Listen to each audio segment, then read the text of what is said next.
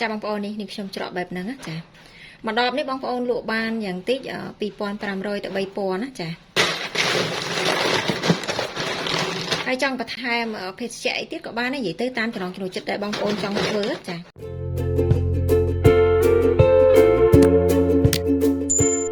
សួស្តីបងប្អូនទាំងអស់គ្នាចាថ្ងៃនេះនេះខ្ញុំមកធ្វើទឹកភេសជ្ជៈពីរប្រភេទចាមានតែក្រូចឆ្មាហើយនិងចំហុយខ្មៅទៅដល់កូនស្រស់ចាហើយតែឆុងចាមានស្ករមានអំបិលសម្រាប់យើងធ្វើតែក្រូចឆ្មាហើយចំហុយខ្មៅមកកញ្ចប់ទៅដល់កូនស្រស់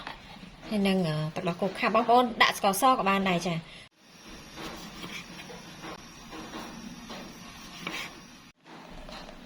ាបងប្អូនយកកត្រង់មួយច្រោះអញ្ចឹងមកកុំឲ្យដោយគ្រាប់ក្រូចខ្លាចវាល្វីងណា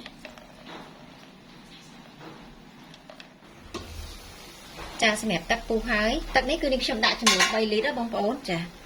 ហើយសម្រាប់តែគឺ120ក្រាមចាបងប្អូនដាក់តែក្រូចឆ្មាហ្នឹងយើងធ្វើឲ្យចាស់បានឆ្ងាញ់ណាចាបន្តមកបងប្អូនយកវែកមកកូរបងប្អូនកូរហើយបន្តមកទៀតគឺយើងបិទភ្លើងចាបន្តមកទៀតបិទកញ្ចប់ទុករយៈពេល15នាទីចាអញ្ចឹងបន្តមកទៀតបងប្អូនដាក់កត្រង់នេះបងប្អូនឃើញពណ៌អញ្ចឹងគឺនេះខ្ញុំប្រើតែសម្រាប់ឆុងកាហ្វេនិងតែណាបងប្អូនចាបន្តមកនេះខ្ញុំដួសដាក់បងប្អូនចង់លើកចាក់ក៏បានដែរចា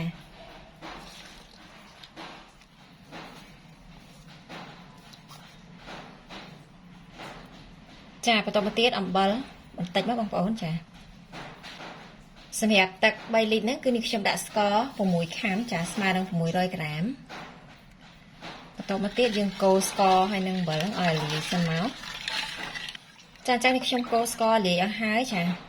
សម្រាប់ក្រូចតែជ្រក់នេះគឺយើងអត់តន់ដាក់បងប្អូនចាំតែជាក់សេពហ្មងចាំយើងដាក់ចាបន្តមកទៀតនេះខ្ញុំមកធ្វើជ្រោយខ្មៅបងប្អូនដាក់ទឹកនៅក្នុងឆ្នាំង1លីត្រចា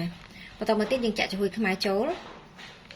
ចាសម្រាប់ជ្រោយខ្មៅនេះចំណូលវាមកកញ្ចប់ហ្នឹង50ក្រាមទឹក1លីត្របងប្អូនចាយើងចាក់ចូលបងប្អូនកុំតន់បើកភ្លើងណាចាបន្តមកទៀតនេះខ្ញុំកូរឲ្យសព្វជាមួយនឹងទឹកសិនចាអញ្ចឹងនេះខ្ញុំកូរសព្វហើយបន្តមកទៀតនេះខ្ញុំដាក់ស្ករត្នោតបងប្អូនប្រើជាស្ករសក៏បានដែរចានេះខ្ញុំដាក់ស្ករត្នោតឈ្ងុយជាងបងប្អូនចានេះខ្ញុំដាក់2សភាបាយកំពុងអញ្ចឹងមក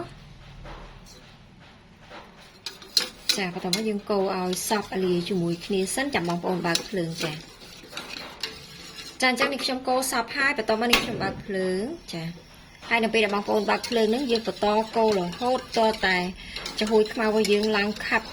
និយាយទៅសាច់វាល្មូតស្អិតខ្មៅឡងហ្មងចាស្មូតចូលគ្នាហ្មងបងប្អូនចានិយាយទៅយើងត្រូវប្រើពេលកូរយូរបន្តិចចាអញ្ចឹងនេះខ្ញុំកូរចំហុយខ្មៅប៉ុណ្ណឹងណាចាបងប្អូនកូរតែស្មូតម៉ត់មើលតឡងហ្មងចាអញ្ចឹងនេះខ្ញុំបិទភ្លើងចាបន្តមកទៀតបងប្អូនដាក់ទឹកកកចូលនៅក្នុងចានដែកមករួចហើយយើងចាក់ចំហុយដែលយើងកូរនឹងចូល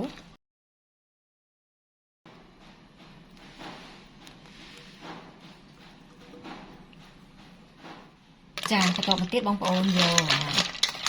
ស្អីក៏បានដែរមកកូរចាយើងមិនបាច់ចាំកាត់ណា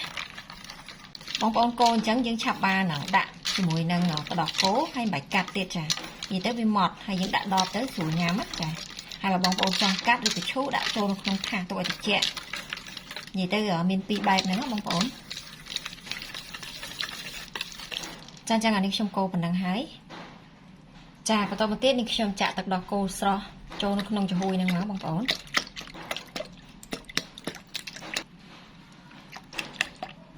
ចាបន្តមកទៀតទឹកដោះគោខាប់បងប្អូនអាចបន្ថែមជាមួយស្ករសក៏បានដែរប៉ុន្តែនេះខ្ញុំដាក់ទឹកដោះគោខាប់ឯដោយសារចំហុយរបស់យើងប្រើស្ករត្នោតហើយចូលចិត្តផ្អែមឬក៏អត់សូវផ្អែមទេដាក់តាមចំណង់ចំណូលចិត្តណាចាទឹកដោះគោនេះខ្ញុំដាក់កន្លះកំប៉ុងបងប្អូនចាបន្តមកយើងកូរចាបងប្អូននេះតំណងមែនតែនចានេះបងប្អូនធ្វើដូចនេះខ្ញុំទៅគឺលឿនណាមិនបាច់ចាំរងចាំដល់ត្រជាក់ទេចាបងប្អូនដាក់ទឹកកកម្ដុំពីរដុំមកនេះឲ្យកូរដូចនេះខ្ញុំអញ្ចឹងនេះហើយយើងច្រកចូលដបងាយស្រួលធ្វើបងប្អូនចារួចរាល់ហើយតែជ្រូករបស់យើងគឺអូនហ្នឹងបងប្អូនចាត្រជាក់ហើយនេះខ្ញុំចាក់ក្រូចតែជ្រក់ចូលបងប្អូនប្រើក្រូចតែជ្រក់ឆ្ងាញ់ជាងក្រូចឆ្មាចា បន្តមកយើងកូរឈ្ងុយមែនតើបងប្អូនតែជ្រក់នេះគឺនេះខ្ញុំឆុងរៀងចាស់បងប្អូនចាបងប្អូនអាចភ្លក់មើលបានចាចូលចិត្តរសជាតិបែបណាយើងដាក់បែបហ្នឹងចាបន្ទាប់ពីយើងកូរហើយគឺយើងច្រកចូលដបហ្មងសម្រាប់ដបនេះគឺចំណុះ250មីលីលីត្របងប្អូនចា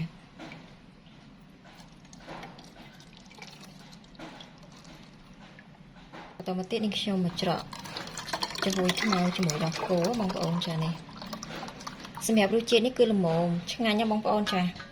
អត់ផ្អែមខ្លាំងទេចាបន្តមកទៀតនេះខ្ញុំរៀបដាក់នៅក្នុងធុងស្នោដើម្បីដាក់តកបងប្អូនចា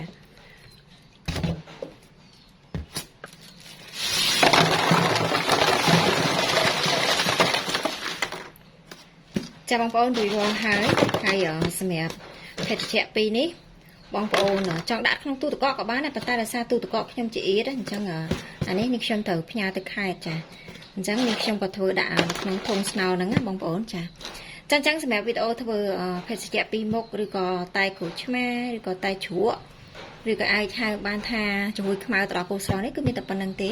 បើសិនជាបងប្អូនមានចម្ងល់អាច comment នៅខាងក្រោមវីដេអូហ្នឹងបានណាចាអរគុណជំរាបលាបាយបាយ